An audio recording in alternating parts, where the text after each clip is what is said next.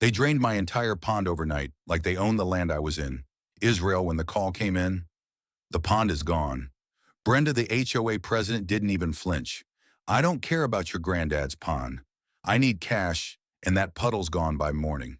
When I came back, what used to be a peaceful body of water was now foul-smelling mud and rotting fish. The stench hit like a slap to the face. What they didn't know was that Pawn sealed a multi-million-dollar bridge deal, and I had a team of partners ready to walk away the moment I said the word comment. Your location, if you've ever seen an HOA act like they own the universe. I was sitting in a hummus cafe in Tel Aviv, watching the Mediterranean sunset paint the sky in shades of orange and gold. When my phone buzzed with a call that would change everything, the caller ID showed Phoenix Martinez, my neighbor, and the only person in Willowbrook Estates who gave a damn about anyone but herself. Phoenix was a freelance photographer with an eye for catching moments that mattered, and she'd been documenting the slow-motion war between our HOA and basic human decency for months. When I answered, her voice was shaking with a mixture of rage and disbelief. "Zephyr, you need to see this right now. They're destroying your pond. Brenda's out there with industrial pumps, and she's draining the whole thing. I'm live streaming it, but you need to get home immediately." I thought she was exaggerating, maybe caught up in the drama that seemed to follow our HOA president, Brenda Thornfield, like a bad smell. Then Phoenix flipped the camera, and I saw it with my own eyes. The sight hit me like a physical blow to the chest. My grandfather's koi pond, the centerpiece of our family property for 80 years, was being systematically destroyed by massive pumps that roared like angry beasts in the night. The water level was dropping by the minute, revealing panicked fish thrashing in the shallows, their orange and white bodies catching the harsh LED work lights that Brenda had set up around the perimeter. She stood there in her designer HOA president jacket, the one with the ridiculous gold-embroidered logo, directing the operation like some kind of suburban Napoleon. Her voice carried clearly through Phoenix's phone microphone as she barked orders at the pump operators faster. "I want every drop gone before sunrise. And if anyone asks, this is emergency remediation of a health hazard." The casual cruelty in her tone made my blood boil, but what got to me was the way she smiled while saying it, like she was enjoying every second of this destruction. This wasn't just vandalism, it was personal warfare dressed up as community management. The pond wasn't some random water feature that came with the house. When I inherited it 5 years ago, my grandfather Edmund Callahan had built it with his own hands in 1943, when he returned from the war using stones he'd collected from every state he'd driven through on his way home. He'd stocked it with his first pair of koi harmony and peace names that seemed almost prophetic now. As a kid, I'd spent countless summer afternoons sitting on the stone bench he'd carved, listening to him explain how bridges worked, how water flowed, how everything in engineering was about understanding the forces at play and building something stronger than what tried to tear it down when he died. We'd scattered his ashes over those same waters, and I'd sworn to maintain his legacy both in my career as a bridge engineer and in preserving the place where he taught me everything that mattered. Brenda knew exactly what she was doing, and that made it infinitely worse. She'd moved into Willowbrook Estates 3 years ago after her spectacular financial collapse. A bankruptcy so complete that it had made the local business journal her ex-husband Richard had run some kind of investment scam that left her holding the bag for millions in debt, and she'd been forced to downsize from a mansion in the hills to a rental property in our modest neighborhood. Instead of keeping her head down and rebuilding quietly, she'd immediately campaigned for the HOA board, promising to elevate property values through strict compliance and modern standards. What that meant was waging war on anything that didn't fit her vision of suburban perfection, and my pond had been in her crosshairs from day one. She'd sent me 17 written notices over the past year, each one more aggressive than the last, claiming that my stagnant water feature violated everything from noise ordinances to environmental regulations. The pump operators worked with military efficiency, their equipment so powerful that I could hear it roaring through my phone from 6,000 meters away. Phoenix kept the camera steady, providing running commentary, like she was documenting a natural disaster. "The water's down about 3 feet now. And oh my God, Zephyr, I can see the fish. Some of them are already, I'm sorry, Some of them aren't moving anymore. Her voice cracked on those last words, and I felt something inside me crack too. These weren't just fish, they were living links to my grandfather's memory, some of them direct descendants of his original breeding pairs. I watched helplessly as decades of careful cultivation were destroyed in real time. The crystal clear water that had taken years to balance, now being replaced by exposed mud and the silver flash of dying koi. The sound of the pumps was deafening, but underneath it I could swear I heard something else, a kind of mechanical laughter that seemed to be coming from Brenda herself by the time the pumps finally shut off. 3 hours later, what had been a serene oasis was nothing but a crater filled with black sludge and the scattered bodies of fish that had survived 2 world wars. The housing crisis of 2008 and countless seasons of drought and flood Phoenix had captured it all, her live stream drawing hundreds of viewers who typed angry comments and fire emojis in real-time solidarity. But the damage was done, and Brenda stood at the edge of the destruction like a conquistador surveying her latest victory. She looked directly into Phoenix's camera and smiled that same cold smile before delivering the line that would haunt my dreams for months. Emergency health remediation completed, the community is safer now. Then she turned and walked away, leaving the pumps and the devastation behind, like someone else's problem to clean up. I was already booking the first flight home when my phone rang again, this time showing Atlas Cooper's name on the caller ID. Atlas was my primary business partner and the lead investor in our latest project, a revolutionary eco-friendly bridge design that incorporated natural water flow systems to minimize environmental impact. We'd been working on this contract for 18 months, and it represented the biggest break of my career, a $15 million deal that would establish my firm as a leader in sustainable infrastructure. When I answered, Atlas's voice was tight with concern. "Zephyr, I just got a call from the environmental compliance team. They're saying there's an issue with the ecological stability certification for your property. Something about the natural water feature that was supposed to demonstrate long-term ecosystem viability. Please tell me this is some kind of paperwork mix-up." The bottom fell out of my world as I realized what Brenda had done. She hadn't just destroyed my pond, she'd potentially destroyed my entire future. I flew home from Israel in 14 hours with my heart hammering, like a war drum. Atlas hadn't been joking about the ecological stability certification. And the more I thought about it during that endless flight, the more I realized how catastrophically Brenda had played her hand. The koi pond wasn't just a family heirloom or a beautiful water feature that added charm to my property. It was the linchpin of the most important environmental contract of my career, a revolutionary bridge design that required proof of sustained natural ecosystem management for a minimum of 50 years. My grandfather's pond, with its pristine water quality and thriving fish population, had been the perfect demonstration of long-term ecological stewardship. Now it was gone, and with it, potentially everything I'd worked toward in my entire professional life.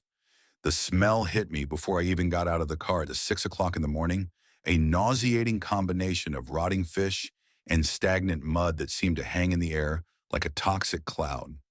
What I saw when I walked around to the backyard made my stomach lurch with grief and rage I'd never experienced before. The crater that had been my grandfather's masterpiece was even worse in person than it had looked on Phoenix's live stream. The exposed bottom was cracked and bleeding a brown liquid, while dozens of koi lay scattered around the perimeter like casualties of war. The largest one, a magnificent 20-year-old female that my grandfather had named Serenity, was floating belly up in a puddle of contaminated water, her once brilliant orange scales now dull and lifeless. I knelt beside the crater and felt something inside me break that I wasn't sure could ever be repaired. Phoenix appeared at my side within minutes, her camera equipment slung over her shoulder and her face set in determined anger. She'd been up for hours uploading footage and responding to hundreds of comments and messages of support from her live stream. "Zephyr, I'm so sorry," she said, her voice thick with exhaustion. "I tried to stop them, I did. I called the police, but they said it was a civil matter between you and the HOA. I called the city, but they said they needed to investigate the health claims first. By the time I could get anyone official to care, it was already too late." I could see the guilt eating at her, and I put a hand on her shoulder to let her know that none of this was her fault. Brenda had planned this operation for when I was out of the country specifically because she knew no one else would have the legal standing to stop her.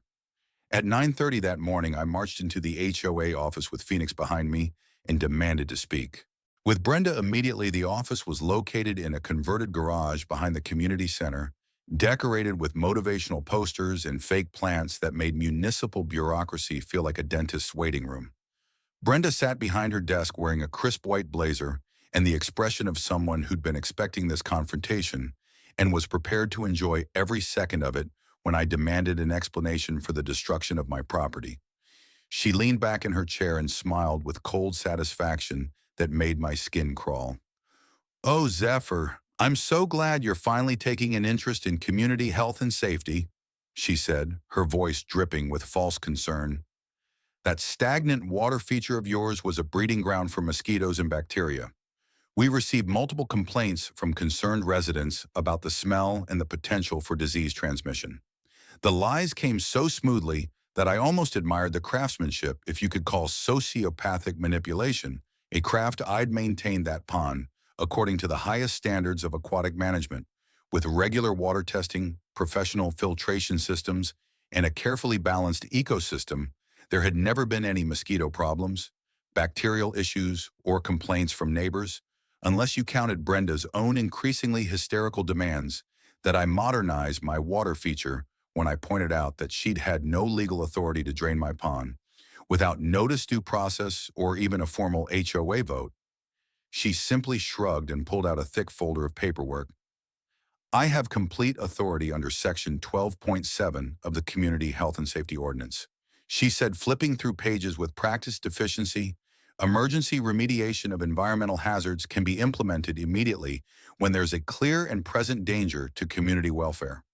The truly diabolical part of her strategy became clear when she handed me a bill for $50,000, itemized down to the penny for emergency, hazardous waste removal, soil decontamination, and community health protection services. The charges included everything from industrial pump rentals to disposal of biologically contaminated organic matter, which I realized with horror was her euphemism for my grandfather's coy. She'd turned the destruction of my property into a profit center, charging me for the privilege of watching her destroy everything my family had built when I told her I'd be contesting this through legal channels. She just smiled that same reptilian smile and informed me that the HOA Constitution required all disputes to go through internal mediation. First, a process that typically took 6 to 12 months to complete. The timing wasn't coincidental. She was buying herself nearly a year to solidify whatever other plans she had in motion. Phoenix stepped forward, her camera rolling, and asked the question that cut right to the heart of the matter.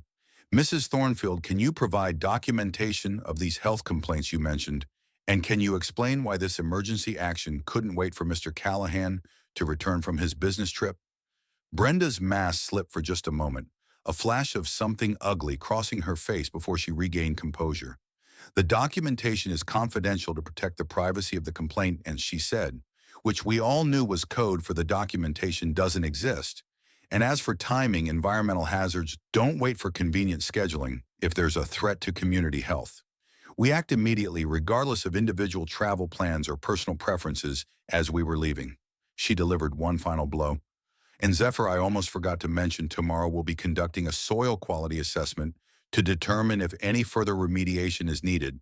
Depending on what we find, we might need to excavate more deeply to ensure complete environmental safety."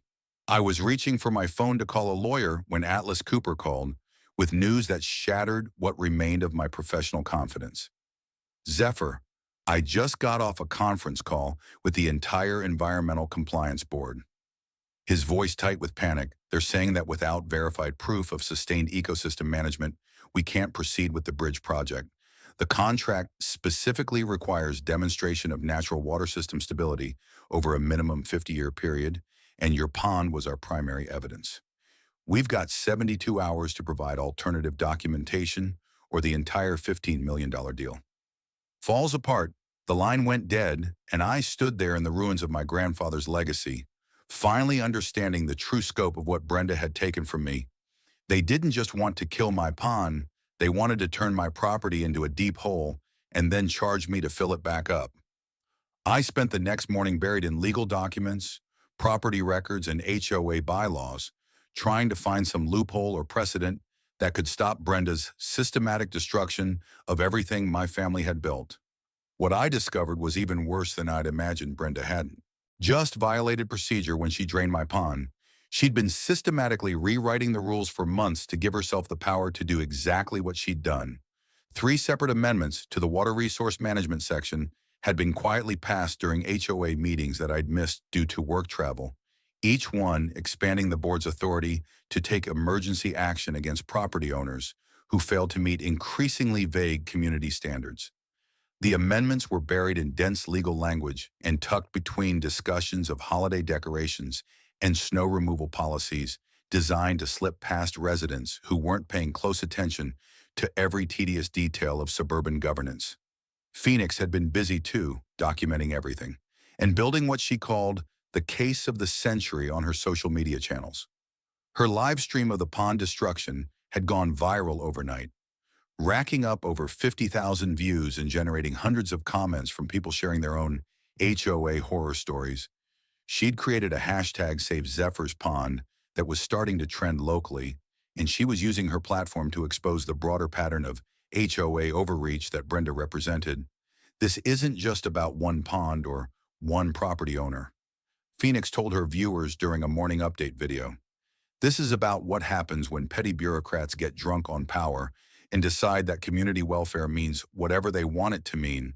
Brenda Thornfield is a symptom of a much bigger disease, and we're going to cure it by shining a light on every dirty trick in her playbook. Her anger was infectious, and I could see the momentum building as more neighbors started paying attention to what was happening in their community. The geological survey I'd commissioned came back with results that should have vindicated everything I'd been saying about the pond's environmental value. But Brenda managed to twist even good news into another weapon against me. The soil and water analysis showed absolutely no contamination, no bacterial overgrowth, no mosquito breeding, and no environmental hazards of any kind.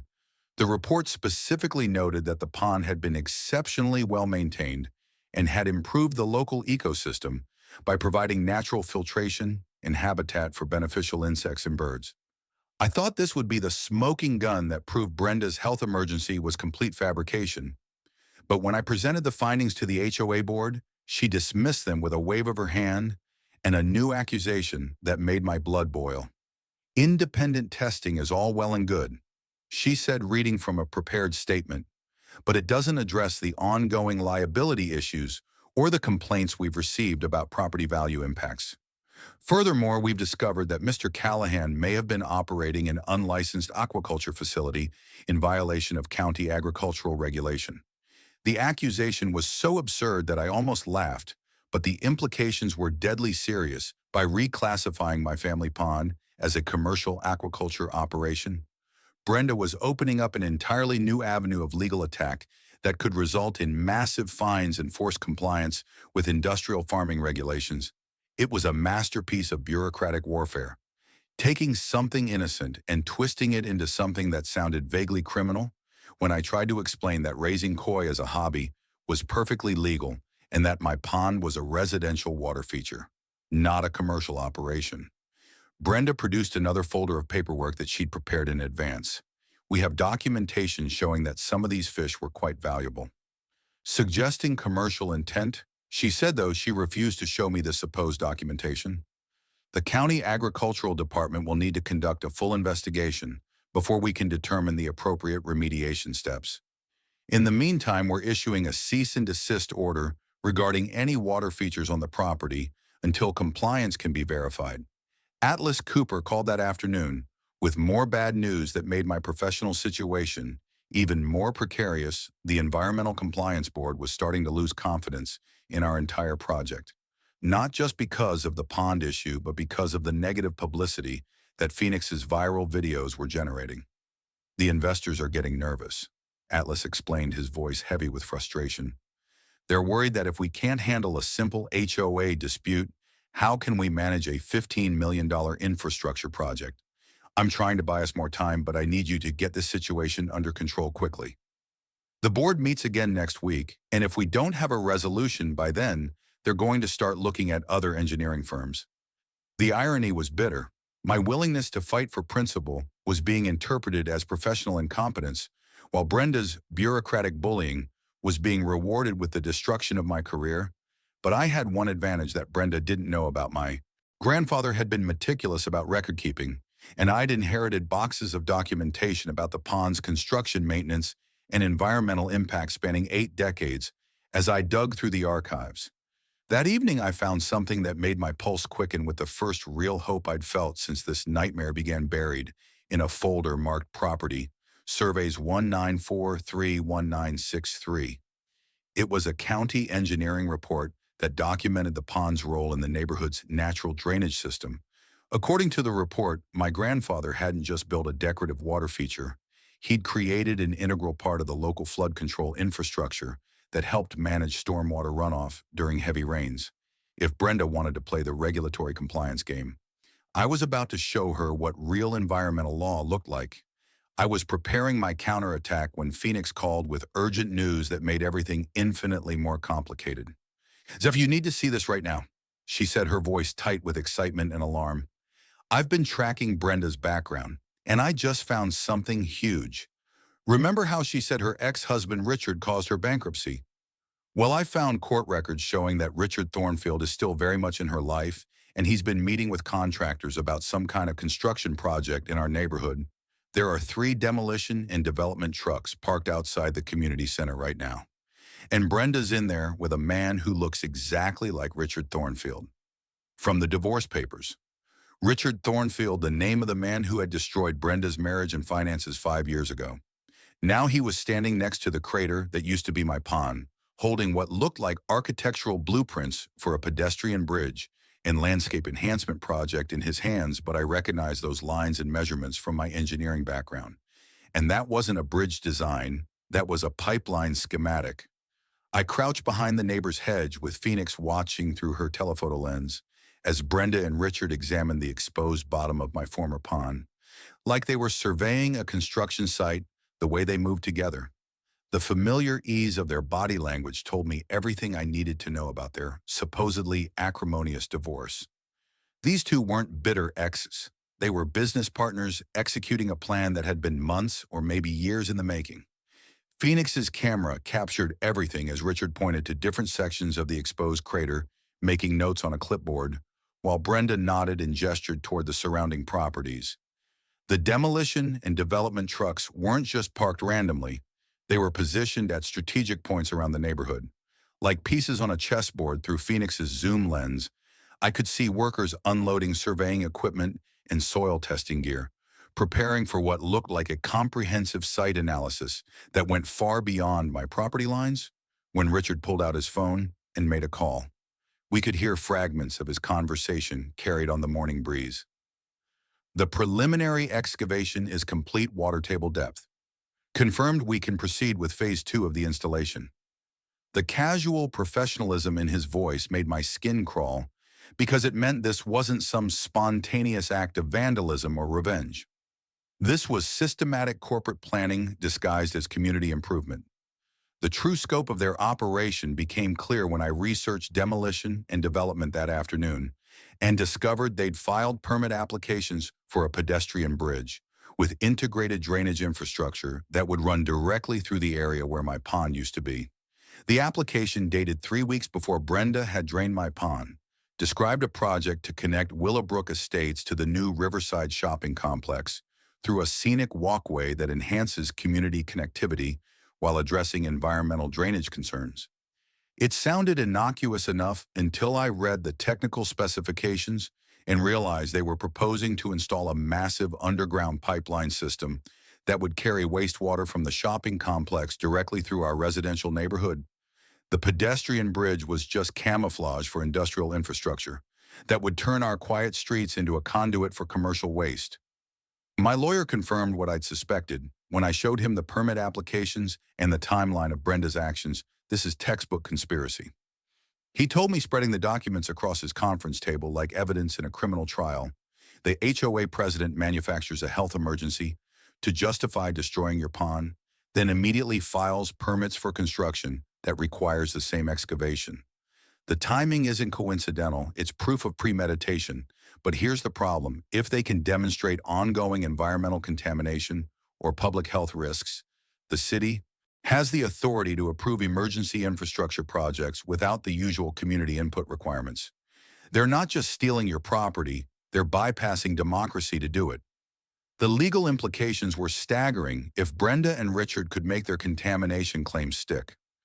Phoenix had been busy documenting the expanding scope of their operation, and what she discovered made the situation even more sinister. Brenda had been selectively distributing information about the bridge and drainage improvement project only to residents who supported her HOA policies, while keeping everyone else in the dark about the true nature of the construction. The notices she'd sent to her allies described a beautiful pedestrian bridge that would increase property values and provide convenient access to shopping and dining. Meanwhile, residents like me, who had opposed her various power grabs, received nothing but vague references to ongoing environmental remediation and infrastructure maintenance. When Phoenix tried to film a conversation with one of the pro-Brendan neighbors, the woman thanked her for finally getting rid of that unsanitary pond and expressed excitement about the upcoming community enhancement project. The level of manipulation was breathtaking. Brenda had managed to turn my neighbors against me, while convincing them they were supporting something beneficial. The HOA office had become command central for what was a much larger operation than I'd initially understood. Phoenix's surveillance revealed a steady stream of demolition and development personnel, meeting with Brenda throughout the week, along with men in expensive suits who didn't look like local contractors. When she ran the license plates of some of the unfamiliar vehicles, she discovered they were registered to Meridian Industries, a chemical manufacturing company with a history of environmental violations and community disputes. The pieces of the puzzle were starting to come together in a way that made my stomach turn, because this wasn't just about my pond, or even just about installing a pipeline. This was about covering up something much bigger and more dangerous than a simple HOA power grab. My phone rang that evening with a call that confirmed my worst fears about how deep this conspiracy went. "Seffi, there's something really strange happening," Atlas said, his voice tight with confusion and concern. "I just got a call from the EPA. They said they've received a report about serious water contamination in your area, and they want to launch an immediate investigation.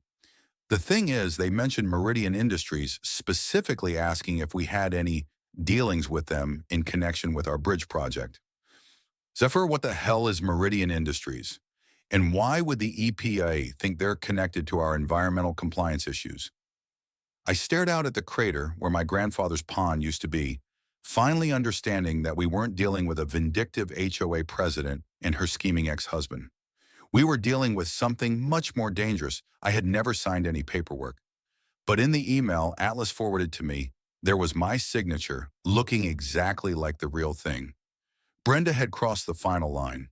The document was titled Property Owner Consent for Community Infrastructure Development, and it granted the HOA permission to proceed with environmental remediation in public utility installation on my land.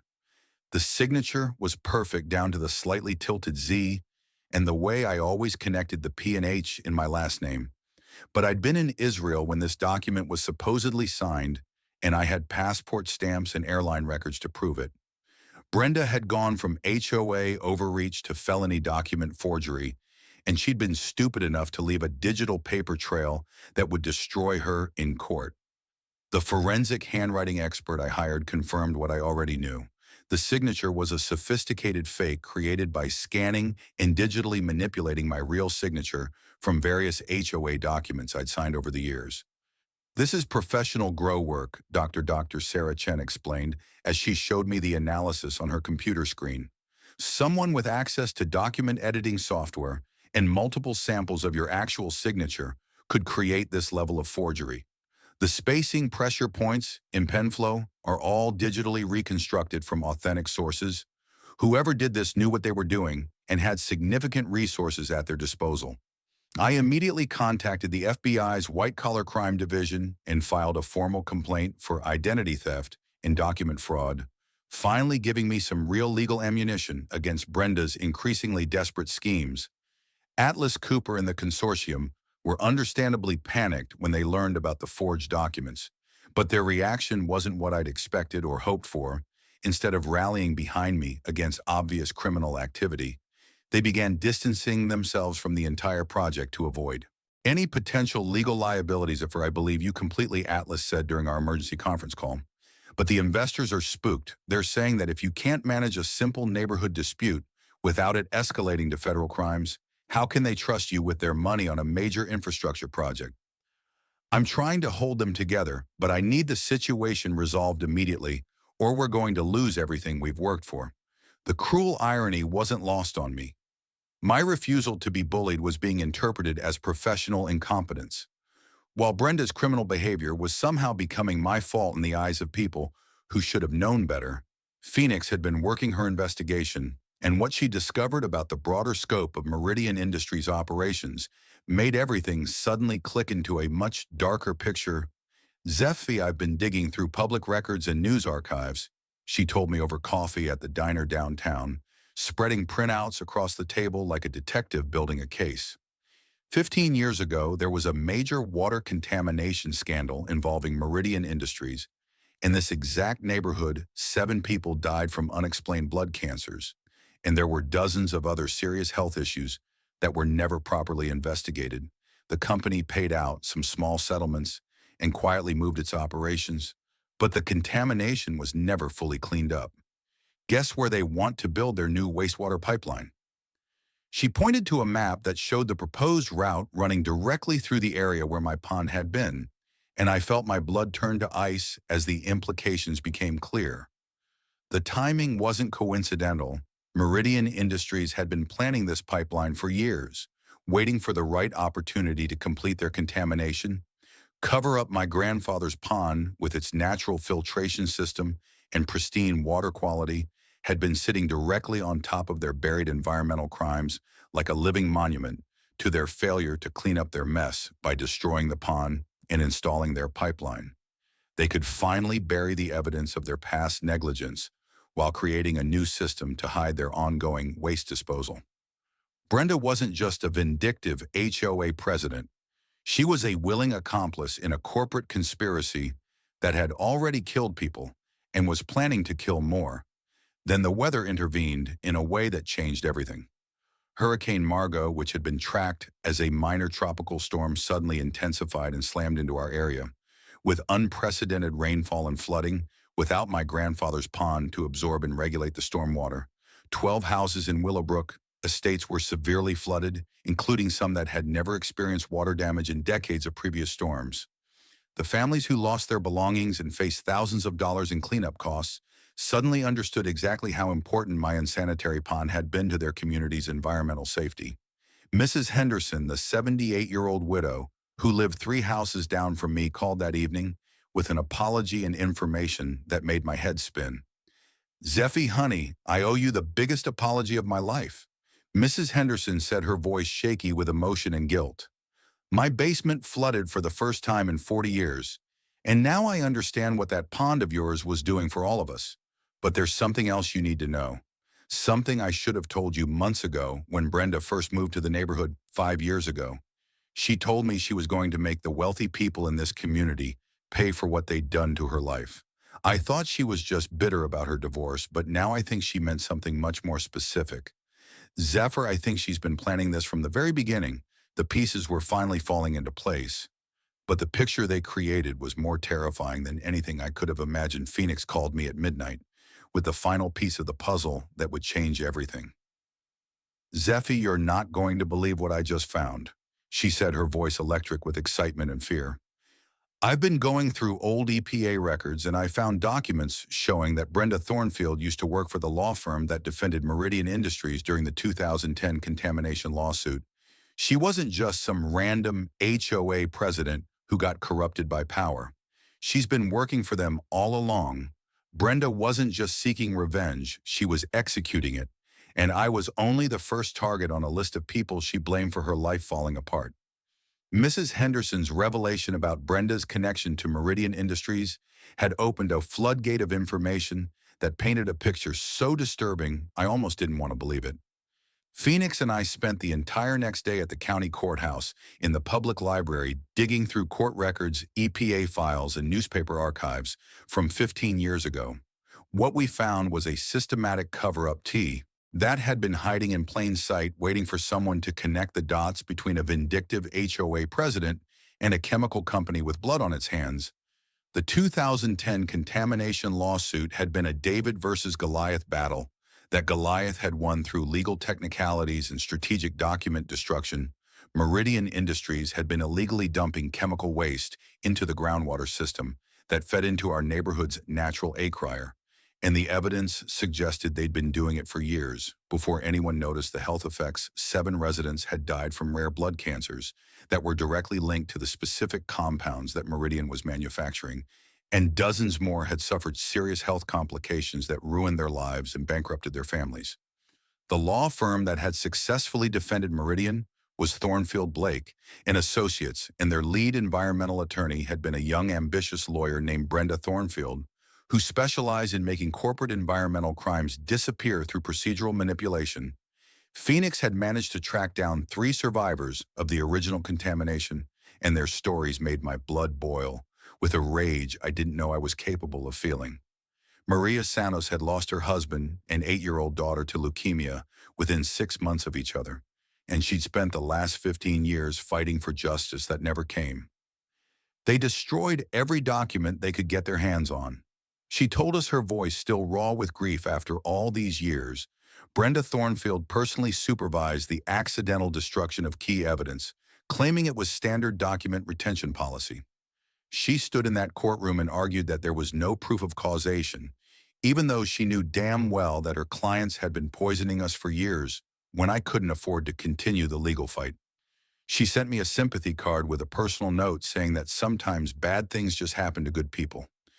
The scope of Brenda's current operation became clear when we discovered that Richard Thornfield wasn't her ex-husband at all.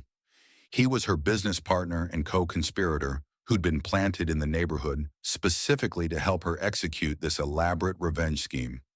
The bankruptcy that had supposedly destroyed their marriage was a carefully orchestrated financial restructuring designed to hide their assets while positioning Brenda to infiltrate Willowbrook Estates as a sympathetic victim of circumstance. Richard's construction company, Demolition and Development, was a shell corporation funded directly by Meridian Industries, and their real purpose wasn't building pedestrian bridges. It was completing the contamination cover-up that Brenda had started 15 years ago as their lawyer. The EPA investigation that Atlas had mentioned was moving faster than any of us had anticipated, and when Agent Patricia Valdez called me for an interview, the scope of what we were dealing with became even more terrifying. "Mr. Callahan, we've been monitoring Meridian Industries for potential RCRA violations for the past 2 years," she explained during our meeting at the federal building downtown. "Your neighbor's complaint about water contamination triggered a review of historical records, and we've discovered evidence of ongoing illegal waste disposal activities that were never properly remediated. The area where your pond was located appears to be directly above a plume of contaminated groundwater that's been spreading for 15 years.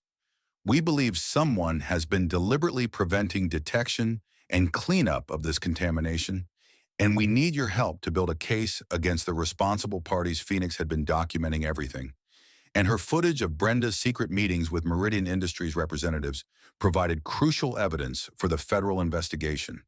The video showed Brenda receiving thick envelopes of cash and detailed instructions about how to proceed with the pipeline installation, while Richard coordinated with Meridian engineers about the technical specifications needed to hide their ongoing waste disposal operations. When Agent Valdez saw Phoenix's surveillance footage, her expression changed from professional interest to barely controlled anger. "This is exactly what we suspected," she said, pausing the video on a clear shot of Brenda counting money. "Environmental justice cases are some of the most difficult to prosecute because the evidence is usually buried or destroyed. Your neighbor's documentation might be the breakthrough we need to finally hold these people accountable for what they've done." The community response was swift and overwhelming once Phoenix published her investigation on social media, and local news outlets picked up the story within 48 hours. Over 200 residents had signed a petition demanding a full environmental audit of the neighborhood, and the mayor's office was forced to announce an emergency town hall meeting to address the crisis. Brenda tried to maintain her innocence, claiming that she was being unfairly targeted by a disgruntled property owner with a history of noncompliance. But her support evaporated as more evidence emerged and more neighbors realized they'd been manipulated and lied to for years. I was preparing to file a comprehensive lawsuit against both Brenda and Meridian Industries when Atlas Cooper called with news that complicated everything in a way I hadn't expected. "Zir, I just got off the phone with the EPA," he said, his voice heavy with exhaustion and relief. "They want to offer you a consulting contract. They need someone with your engineering expertise to help design a comprehensive environmental monitoring system for contaminated sites across 12 states. It's a $100 million project, and they specifically requested you because of your work on sustainable water management systems." The irony is incredible. Brenda's attempt to destroy your career just landed you the biggest contract of your life. EPA had sealed off the entire neighborhood. Brenda had vanished, leaving behind a USB drive with content that left me speechless. 15 years of evidence showing how Meridian Industries had bribed officials to cover up contamination that killed 7 people. Koi Pond, it was the final piece they needed to complete their crime. The federal investigation moved with the kind of speed that only happens when agencies smell blood in the water and want to make an example out of corporate criminals who think they're above the law. Agent Valdez's team had been building a case against Meridian Industries for years, but they'd never had the smoking gun evidence they needed to prove deliberate contamination and cover up Brenda's USB drive, combined with Phoenix's surveillance footage and the geological survey data from my pond, gave them everything they needed to bring down an entire network of corruption that stretched from corporate boardrooms to City Hall. The contents of that USB drive read like a thriller novel, except every horrifying detail was meticulously documented with dates, dollar amounts, and audio recordings that proved beyond any doubt that Meridian Industries had been systematically poisoning our community for over a decade. Brenda had kept records of every bribe, every forged document, every threatening phone call, apparently as insurance against the day when her corporate masters might decide she knew too much. The recordings were particularly damning, featuring Meridian executives casually discussing acceptable casualty rates and cost-effective mortality thresholds, like they were talking about quarterly earnings instead of human lives. When Agent Valdez played some of these recordings during a press conference, even hardened federal prosecutors looked sick to their stomachs. The most shocking revelation came in a video message that Brenda had recorded in her car on the night she disappeared. A tearful confession that explained everything about her motivations and methods. "I want everyone to know that I didn't start as a monster," she said, her voice breaking with exhaustion and guilt 5 years ago. "When Richard and I moved here, I believed I was helping to protect the community from environmental hazards. But when Emma started getting sick, when my daughter began showing the same symptoms as those children from 15 years ago, I realized that Meridian had never stopped contaminating our neighborhood. They'd just gotten better at hiding it." The video showed a woman who'd been trapped between her conscience and threats against her child, manipulated by a corporation that treated human lives like acceptable losses in their profit calculations. Richard Thornfield, it turned out, had never been Brenda's husband at all. He was a Meridian Industries operative who'd been inserted into the community 5 years earlier, with a completely false identity, including fake marriage and divorce records designed to give him cover for his real mission. His job was to identify and neutralize any potential threats to Meridian's ongoing contamination activities, and my grandfather's pond had been flagged as a problem because its natural filtration system was preventing their chemicals from dispersing as quickly as they had calculated. When I inherited the property and started my bridge engineering career, focusing on environmental sustainability, I became a double threat that required more aggressive action than simple bureaucratic harassment. The federal prosecutors moved fast once they had Brenda's evidence, and the arrests were spectacular enough to make national news. Richard Thornfield was picked up at a Meridian Industries facility in Nevada, where he'd been coordinating similar operations in 3 other states. 2 Meridian executives were arrested at their corporate headquarters, along with the county building inspector, who'd been falsifying environmental compliance reports for over a decade. The charges included conspiracy to commit murder, environmental terrorism, racketeering, and about 30 other federal crimes that would keep them in prison for the rest of their lives. When the FBI raided Meridian's corporate offices, they found evidence of contamination cover-ups in 17 different communities across 8 states, making our little neighborhood drama part of a much larger pattern of corporate criminality. Atlas Cooper called me on the day of the arrests with news that felt like vindication and opportunity rolled into one life-changing phone call. "Seffi, I've got 3 pieces of news for you," he said, and I could hear the excitement in his voice. "First, the EPA wants to hire your firm as the lead contractor for environmental monitoring systems in all the communities that Meridian contaminated. Second, our original bridge project is back on track, and the investors are so impressed with how you handled this crisis that they're talking about expanding our partnership. And third, the Justice Department wants to use your pond restoration as a model for community-led environmental recovery.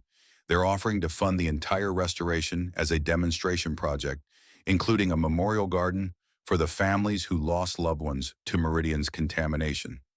The restoration of my grandfather's pond became a symbol of something much larger than family legacy or personal vindication. When EPA contractors began the careful process of removing 15 years of accumulated contamination from the soil and groundwater, they discovered that my grandfather's original design had actually been containing and neutralizing Meridian's chemicals more effectively than anyone had realized. The natural filtration system he'd built in 1943, using nothing but intuition and engineering principles he'd learned in the war, had been protecting our entire neighborhood from much worse contamination for decades. As we rebuilt the pond, using his original specifications enhanced with modern environmental monitoring technology, I felt like I was completing a conversation between generations of engineers who understood that the best solutions work with nature instead of against it. Phoenix documented every step of the restoration process, turning our story into a powerful case study about community activism and environmental justice that reached millions of people through her social media channels and the documentary film she was making about corporate environmental crimes. Brenda, who had cooperated fully with federal investigators in exchange for a plea deal, was sentenced to community service and probation, spending her time working with other communities that had been victimized by corporate contamination. In her final video message, she said something that stayed with me. "I hope people understand that ordinary citizens have more power than they realize when we stand together and demand the truth. Even the biggest corporations can't hide from justice forever." 2 years later, as I watched new koi swimming in the crystal clear water of my fully restored pond, I got a call from Atlas with news that felt like the perfect ending to our story. "Zephyr, remember that bridge project that started this whole thing? Well, the State Environmental Board wants us to design 12 more just like it, and they're specifically requesting that each one include a koi pond.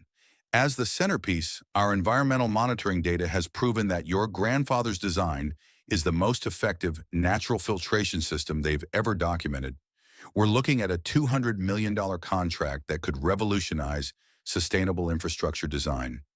And I smiled as I watched the afternoon sun sparkle on the water where my grandfather's ashes had been scattered so many years ago, knowing that his legacy was finally getting the recognition it deserved. The lesson here is clear: when powerful interests try to silence you, when bureaucrats abuse their authority, when corporations think they can hide their crimes behind legal technicalities and false paperwork, remember that ordinary people have extraordinary power. When they stand together and refuse to give up, truth has a way of surfacing even when it's been buried for years. And justice may be slow, but it's often more thorough than the criminals expect. If stories like this resonate with you, if you believe that regular people can make a difference against overwhelming odds, then you're in the right place.